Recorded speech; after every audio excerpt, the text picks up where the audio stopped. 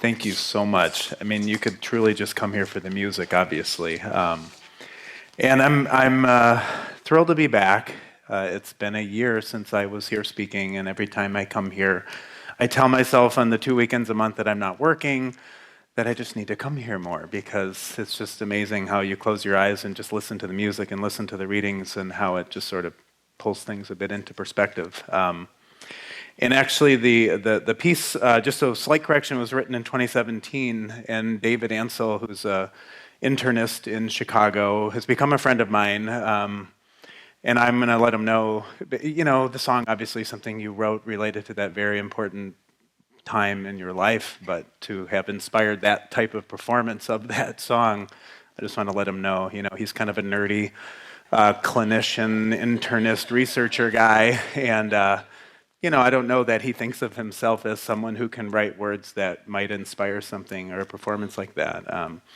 And it's kind of gets to the idea of compassionate action and how I met David Ansel. I just read his piece in the Washington Post one day, and I said, "Oh my gosh, wow, this story! This sounds like a lot of stories that I know." And we reached out to him. I did personally at the time I was running for Congress, but let him know what I was doing. We became friends. He had a fundraiser for me in Chicago in his home, had a bunch of doctors in Chicago come to this thing, and have maintained this relationship and other relationships as a result of it. So something we talked about in the circle beforehand of how you step outside yourself, how you kind of find your way in the world and kind of in compassionate action. Sometimes it's things like that. You read something, you connect with a person. You can always find people on Twitter, on Facebook, find their email.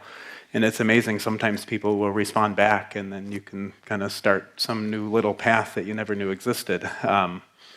So yeah, it's been a year. It was January of last year that I was here last. At that time, I think I spoke about water, and they were talking about dredging the Grand River, and thankfully, a group of citizens, probably many people in this room, were part of that work of compassionate action, and that project, at least for now, is dead, and there will be no dredging of the Grand River for a developer in Granville to build a marina, dredging up who knows what into our water supply. So thankfully that happened. As I think maybe a lot of parents in this room, my wife and I measure time kind of by our kids and where they are in life, and at this point now that was different from last year. I have a freshman in college in New York City, my first kid in college. I have a son who's now driving, my middle child, who is a runner, who is now officially faster than me in his 5K by 2 minutes now and counting. He's going one way, I'm going the other, so my fast runs are his leisurely, 7-mile jaunts out in the world. And then my youngest is now a teenager who just was Anna in Frozen Junior in Spring Lake Middle School. And so, yeah, it's time goes by, time marches on. And I think it's a reminder, at least as for me as a parent, how quickly it goes. My son and I were talking just in our kitchen the other day, making some omelets, and I forget how it came up about living to 80. And he looked, he said, "That's not very much time in this world." And I said, "You're right, it isn't." And he's a kid who doesn't know what he wants to do with his life, but he's 16, so he doesn't have to know. And I said, "That's why you have to, at some point, find your path, find out how you can make those 80 years or so very meaningful." So thankfully, I feel like I'm continuing that path myself. I think, as you said, I'm an emergency physician. That's what I've been doing for 20 years of my life. And I think like a lot of people in whatever we do in our lives, one person had a significant impact on how I do that job and how I brought compassion to the bedside of what I do in that job. Someone I didn't expect to meet, a physician at Detroit Receiving Hospital named Larry Schwartz. I went to school at Michigan State. I went to the clinical years up in the Upper Peninsula, so did my work in Escanaba and Marquette, but I knew because I wanted to do ER, I should go to like a big city emergency department for a rotation. So it was just on a whim. I went to receiving on an away rotation, and I met Larry Schwartz. So Larry Schwartz is a Jewish guy from Brooklyn who happens to work at receiving and ran the clerkship for away rotations for students. And Larry, more than a physician at the time I felt, although I realized that the way he did what he did really translates into what I do and how you do it well, Larry was more of a social worker in his day-to-day as an emergency physician. He drove the nurses crazy, he drove the staff crazy, because he And he was working in Detroit receiving. I mean, this is one of the toughest places you could possibly work, being a physician/social worker. And for every patient he saw, he would try to figure out the path to make them well, whatever that may be. And so many things in their life were barriers to them actually being well that had nothing to do with medicine or healthcare or anything like that. It was all the social determinants of disease. But Larry was determined that he was going to do everything he could in that window of time that he had with them to kind of give them the best shot. And so, I learned, and I think I brought a lot of that with me to the bedside for the past 20 years of my life as a physician, because I am the person. Now, I work in a very different place than Detroit receiving. I work up in Newaygo County, I think the third poorest, at one point, third poorest county in Michigan.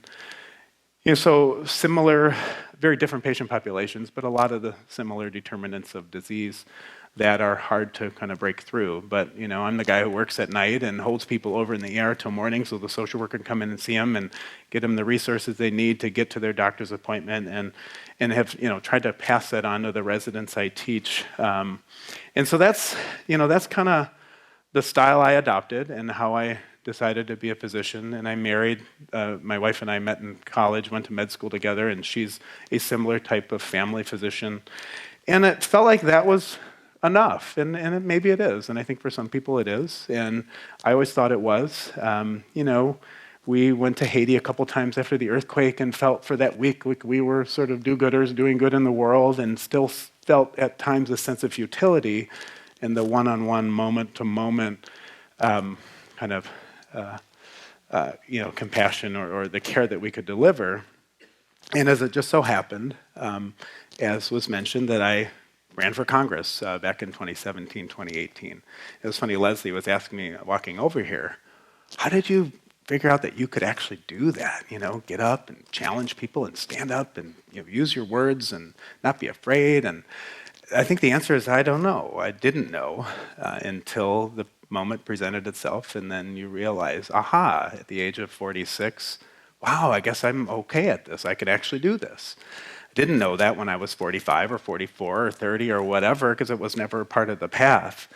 But it sort of brought out this other piece of me that I said, wow, I can actually take the stuff I've been doing all along, or the things that have been in your mind, and I don't know about you, and maybe this reveals some deep psychosis in me, but I'm the guy who drives 45 minutes to work and looks in the rearview mirror and practices little monologues, like maybe other people do that, The internal monologues become external because you're tired of listening to NPR or ESPN radio or whatever podcast you had, so you provide your own entertainment. Well, being a public speaker, because being a candidate does that, and actually what I'm doing now, the work I'm doing with the group I'll tell you about, you get to take those internal monologues and put them out there, and maybe they stick, and maybe they inspire a couple people along the way. So, the campaign happened, and you all know, we talked in the circle about not being afraid to put yourself out there and fail. And there's a pretty significant moment in life when you have a very big failure in front of hundreds of thousands of people. And, when you get to the bottom of it, and I recognize the value that the campaign brought to myself, to others, to the community, and people now who are running. But in the end, an election is about getting more votes than the other person, and when you get 30,000 less votes, you didn't do it. It didn't work out. And so to bounce back from that and say, okay, put your neck out, you failed, and now what are you going to do? And I was honestly very content to write some columns every month for some local papers and maybe speak at things like this and rallies and things like that. And go back to just being at the bedside and being the best emergency doc and being the best dad and the best husband I could be. And I was fortunate that a group of people approached me, people I met on the campaign. At the time, the name, and we've had a few permutations, it was the Committee to Protect Medicare and the Affordable Care Act, the group that I'm now heading and working with. It was originally formed in early 2017 in response to the election of Donald Trump and his promise to repeal the Affordable Care Act. And for all its shortcomings, the Affordable Care Act, in fact, has provided the ability to have insurance and somewhat affordable care to, tens of millions of people in this country. It's been progress, progress that we have to build on, but it's been progress. And so after the campaign ended, they approached me and said, listen, you're a physician who's not afraid to get up there and just talk about the issues and kind of, upset a few people along the way. And we think that you'd fit well with the work we're doing. Over time, we've kind of morphed into the name, the Committee to Protect Medicare, and have endorsed the concept of Medicare for all or single-payer health care. But for me, it's a perfect marriage of compassion and action. And it's funny, when you first told me the theme of the month, I stopped and thought, I said, oh my God, what does that mean, But then you sort of think about it, and I feel like what I'm doing is that perfect blend, The compassion doesn't happen every day in the work I'm doing in this committee, because we're doing the action piece. The compassion is 20 years of experience, still working 14 shifts a month and getting those moments of patients who are suffering, who can't afford insulin, who can't afford the care they need, their copays, their deductibles. That all happens just naturally in the day-to-day. The action part is then what we get to do next. So the Committee to Protect Medicare, the mission comes out of empathy, compassion, and then collective action. What we are, a 501c4 nonprofit advocacy group. Now that's important. 501c3, I think C3 is a 501c3, is that right? Many nonprofit charitable organizations are C3s, they're tax deductible. C4 is a little different. It's a nonprofit, and yet we can dedicate up to 49% of all of our resources and activities to direct political action. And I'm a firm believer, and even though it's a bulletin and some people, maybe it's churchy, I believe this is okay to talk about. I'm a firm believer in political action to actually affect change. I think I could give lofty talks and speeches all I want, but if I'm not going to have an impact on the people who actually make the decisions on the policies, I don't think that I will have fulfilled what I think I can do to best kind of affect change and to move this, move this issue forward when it comes to actually getting health care for all and single-payer Medicare for all.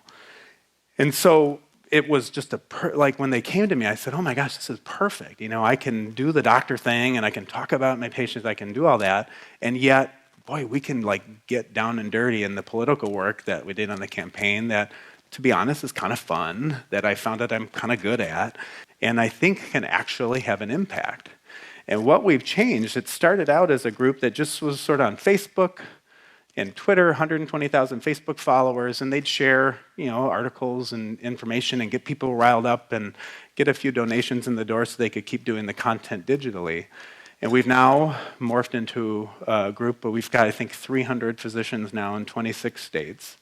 So that's kind of what I started doing right when I came on, calling docs that I met along the way. Dr. Ansel is one of them, others in Chicago, but calling doctors across the country, and politically in very key states, Pennsylvania, Michigan, Wisconsin, Iowa, North Carolina, Nevada, places you can understand why those are important places when you think about the last election and the upcoming election. And recruiting doctors who, for too long, have been working at the bedside and maybe writing a column or two here and there, but doing the work like Larry Schwartz and like I did for 20 years and feeling like, okay, I'm helping this person, I'm helping this person, I helped 30 people this shift, and that's good, I'm doing my good. And stepping out of our little shell, and saying, wow, you can actually impact thousands of people perhaps, If we successfully place a letter to the editor in Des Moines, Iowa, around the time of the Iowa caucuses about this issue, maybe we can impact how people go, how they vote. We held a lot of the work of the committee is trying to get our voices out there as much as possible. We held a rally up in Milwaukee when Donald Trump visited there last week. I'm going to Des Moines this coming week on Thursday when he's going to be there, and we have local doctors in Des Moines and other places in Iowa coming in, doing a rally as the doctors saying, we're fed up, we're not going to take this anymore. Recently, when Donald Trump announced that he was open to cuts in what he called entitlements, but what we call the compact that seniors have with this country, Medicare and Social Security, a lot of us pounced on that, and we got a couple of quotes placed in some more prominent journals and articles out there, elevating the issue, but elevating the idea that doctors are out there, and we're concerned. We're kind of we're a little bit upset about this. Now, one of the byproducts of American healthcare that has actually been helpful for our committee is more than ever, doctors are identifying as more progressive, liberal, politically we call it Democrats, than ever before. A lot of the reason is there are more women in healthcare, there are more people of color in healthcare, but another reason is there are fewer business owners in healthcare. The old days of the doc hanging up a shingle and owning a business have kind of gone by the wayside. I still work for a private group of emergency physicians, but we are a rarity. And actually easily half of my group identify as more liberal, progressive folks, mostly because they're younger and there are a lot of women. My wife works for a big healthcare entity, so there are a lot more employees out there that still feel like kind of everyone else, just a part of the system, kind of plodding along.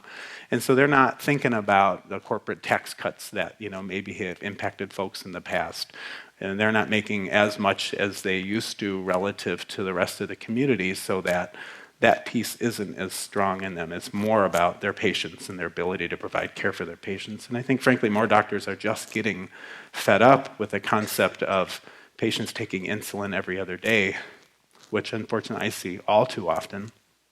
And so we are having great success getting doctors together and saying, okay, we're going to actually put ourselves out there. We have doctors across the country recording little 1-minute selfie videos that we're putting out on social media, that we're putting out in emails, that we're getting out into that universe.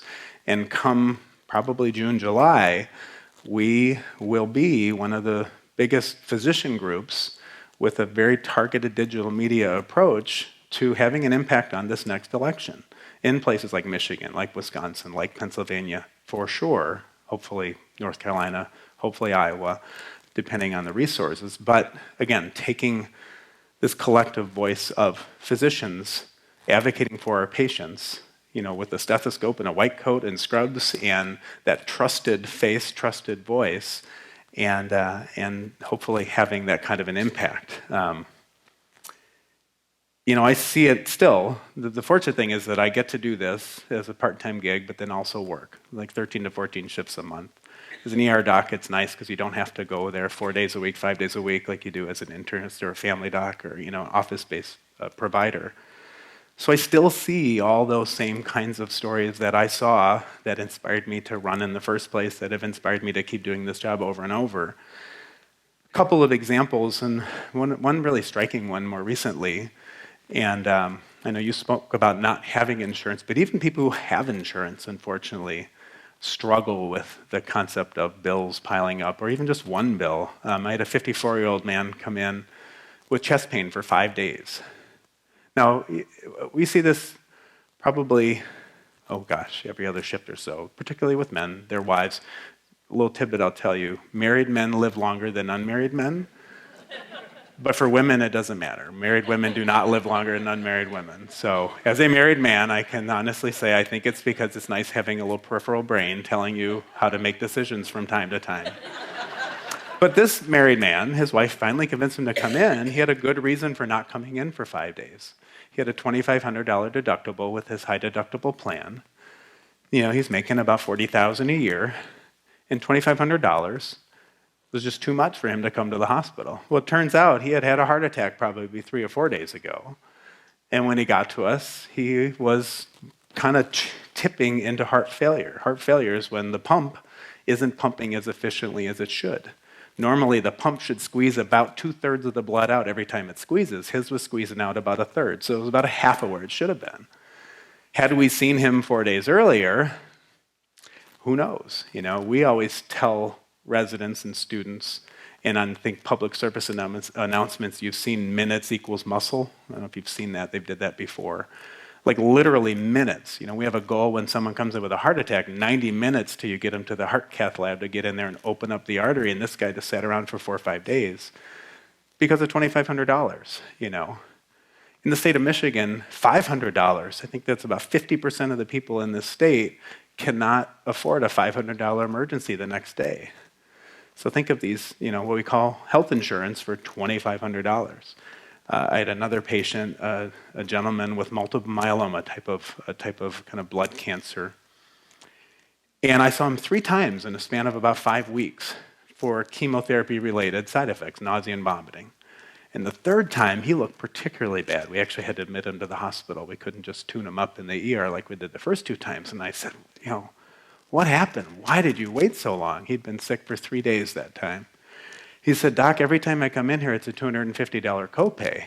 That's a lot of money, That's groceries for a couple weeks. And so I thought I could do it at home. And he ended up getting admitted to the hospital, whereby had he come in on day 1 for that $250, probably would have gone home, probably would have been okay. So then he had more bills pile up from the fact that he had to be admitted to the hospital. And, it just goes on and on and on. And like you were saying about your partner, these bills that pile up. And I hope that song is recorded somewhere where I can get it and have your permission to use it maybe. I'll talk to you after.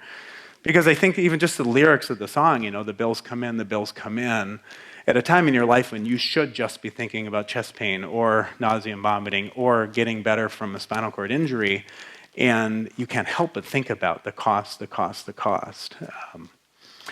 That's why I'm doing what I'm doing now, why the Committee to Protect Medicare, I think, is so important. And again, the compassion part, some of the tactics you might see don't seem as compassionate because, we're not being compassionate with politicians that are screwing things up, that are being corrupt. Those aren't the people with whom we're being compassionate. The compassion comes from the people who come in who aren't getting what they need. We're being sort of kind of ruthless with the politicians who aren't doing what they're supposed to be doing. So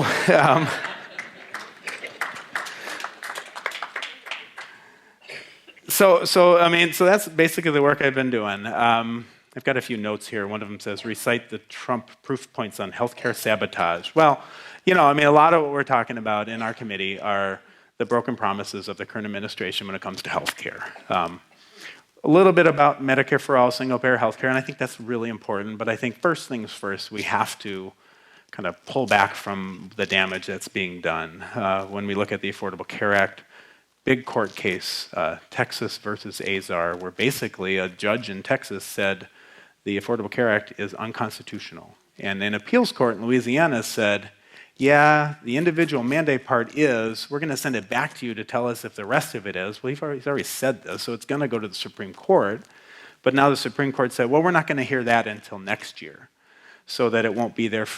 They didn't say why, but what we know is that it won't be there for the election in people's minds front and center. So part of our job, and everyone's job, is to make sure it is out there front and center for the next election. People understand the kinds of things they're voting for and what the people they're voting for stand for when it comes particularly to health care.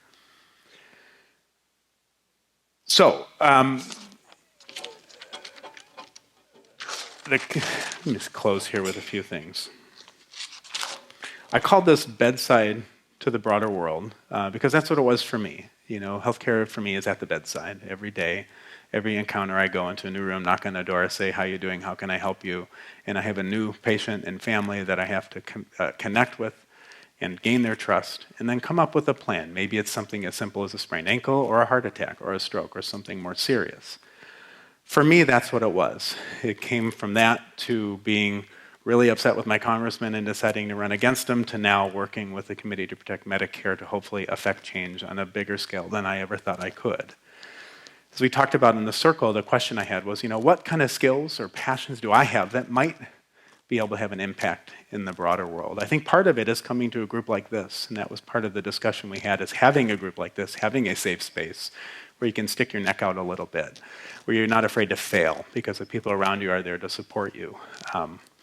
My kids, I think, are lucky. I was lucky. I had parents who said, it's okay to fail. It's okay to try things and then not get there and then try again and try again and try again. I know we had a couple of representative millennials in the room, which I felt bad because they were sort of speaking for their generation, or Gen Zs, I think we decided.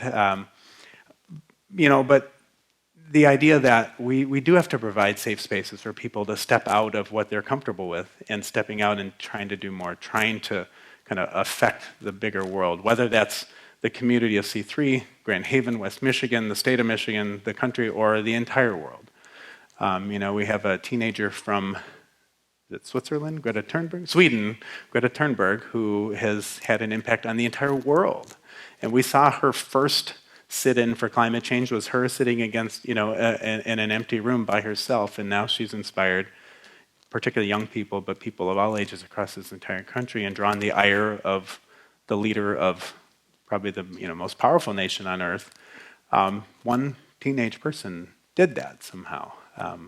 So I think it's a lesson for all of us that whatever it is, be it healthcare, be it climate change, be it the Grand River being dredged, or a call to action if we want Ottawa County to be a county welcoming of refugees, this Tuesday at the Ottawa County Commission meeting, 1:30 p.m., a call to action, something you can do. Please show up, because the County Commission is voting on whether or not Ottawa County is a welcoming county for refugees.